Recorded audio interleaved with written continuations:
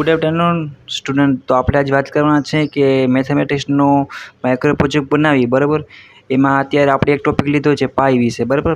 પાઈની શોધ કરી, રેડી. એની આપણે અત્યારે વાત કરી.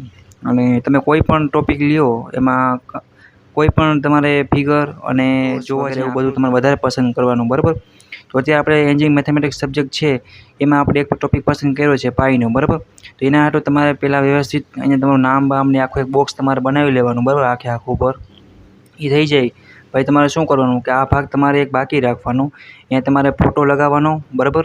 અથવા તમારે ફિગર ડ્રો કરવી હોય, જાણે કોઈ એવું સમજી લો કે ફિઝિક્સ છે તો માઇક્રોમીટરની આકૃતિ આવે એ પણ તમે ડ્રો કરી શકો છો, અથવા તમે વચ્ચે સેન્ટરમાં પણ ડ્રો કરી શકો. અને તમારે એવી ડિઝાઇન ખાસ એક કરવાની, બરાબર. એ એક ધ્યાન રાખવાનું તમારે. અને પછી તમારે વ્યવસ્થિત પોઈન્ટ પાડી અને અલગ અલગ પ્રકારની પેન આવે આપણે કરવી, તમારે ડિઝાઇન પણ કરી શકો, બરાબર. અને તમારે આખો માઇક્રો પ્રોજેક્ટને બને એટલો સારો બનાવવાની ટ્રાય કરવાની રહેશે, બરાબર. સૂત્ર છે, ફોર્મ્યુલા છે, એ ખાસ આવવું જોઈએ.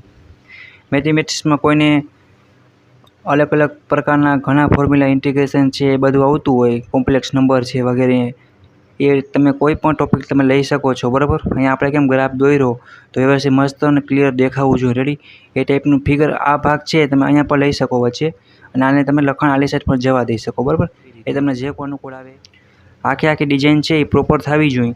અને બને એટલું આમાં ફિગર, ડાયાગ્રામ, ફોટોસ વગેરે ડિઝાઇન એવું વધારે આવવું જોઈએ, બરાબર.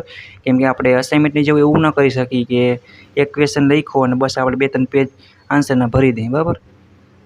અહીંયા તમારે ફોટો લગાવવાનો છે, બરાબર. અથવા ફિગર ડ્રો કરી શકો છો, અથવા જે તે સબ્જેક્ટ હોય, બરાબર, એ તમે લઈ શકો છો. માઇક્રોમીટર હોય તો એની આકૃતિ પર ડ્રો કરી શકો છો. અને પાઈ વિશે આપણે લીધું તો કેમ અહીંયા આપણે પાઈની ફિગર ડ્રો કરી, બરાબર. તો આપણે એનો શોધક કોણ હતો એનો પણ ફોટો અહીંયા લગાવી શકીએ છીએ. અથવા તમને જે પણ એક આમ કહેવાય ને કે તમને સારું લાગે એવો ફોટો પસંદ કરી વ્યવસ્થિત તમારે લગાવી દેવાનો, બરાબર. અને લાઈન પાડી અને પ્રોપર તમારે લખવાનું, જેથી કરીને તમારા માર્ક્સમાં કાંઈ કટ ના થાય, બરાબર. અને આ ડિઝાઇન પર તમે કરી શકો છો, તો તમને જે પણ કોઈ બીજી આવડતી હોય તો એ પણ તમે કરી શકો છો.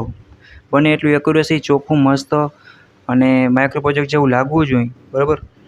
કોઈ પણ સબ્જેક્ટ હોય, માઇક્રો પ્રોજેક્ટમાં તમે અલગ અલગ પ્રકારના ટોપિક હોય એ તમે પસંદ કરી એના ઉપર તમારે લખવાનું હોય છે. એના માટે એક લિંક છે, જે લોકોને પીપીટી બનાવવાની હોય ને ઘણા લોકોને આળસ આવતી હોય તો એવી એક વેબસાઇટ છે કે એવા લોકો એમાંથી પીપીટી બનાવીને સીધી યુઝ કરી શકે છે. અને માઇક્રો પ્રોજેક્ટમાં પણ વેબસાઇટ કામ આવશે કે એમાં જે તે ટોપિકનું તમારે જોતી હોય, બરાબર, લખવાનું હોય એની એક પીપીટી આવી જાય, બરાબર. પછી એમાં તમારે ટોપિક પસંદ કરી અને તમારે લખી નાખવાનું થાય, બરાબર. તો એની લિંક પર ડિસ્ક્રિપ્શનમાં નાખી દેશી. અને આપણે પોસિબલ હશે તો આની પણ એક લિંક ડિસ્ક્રિપ્શનમાં નાખી દેશે, જેથી કરીને તમારે કોઈને ફોટોનો યુઝ કરવો હોય રેફરન્સ માટે તો તમે કરી શકો. અને જે લોકોને માઇક્રો પ્રોજેક્ટ બની ગયા છે કોઈ પણ સબ્જેક્ટના, electrical, mechanical, civil, computer, IT, કોઈ પણ, બરાબર, સિવિલ કે મિકેનિકલ, એને પોતાનું માઇક્રો પ્રોજેક્ટનું નામ કોમેન્ટ કરવાનું છે, બરાબર. આપણે જોઈ કે કેનો આમ કહેવાય ને આમ અલગ પ્રકારનો ટોપિક લીધેલો છે આપણે, બરાબર. તો કોમેન્ટ કરે માઇક્રો પ્રોજેક્ટ થઈ ગયો છે, એ લોકો આગળ G2ની તૈયારી કરે. ને આપણી ચેનલ ઉપર તમને ફ્રી ઓફ કોસ્ટમાં G2ના IMP ક્વેશ્ચન પર મળી જશે. તમારે ક્યાં પણ કોસ્ટ ચૂકવવાની જરૂર નથી, પણ તમારે સપોર્ટ કરવાની જરૂર પડશે, બરાબર.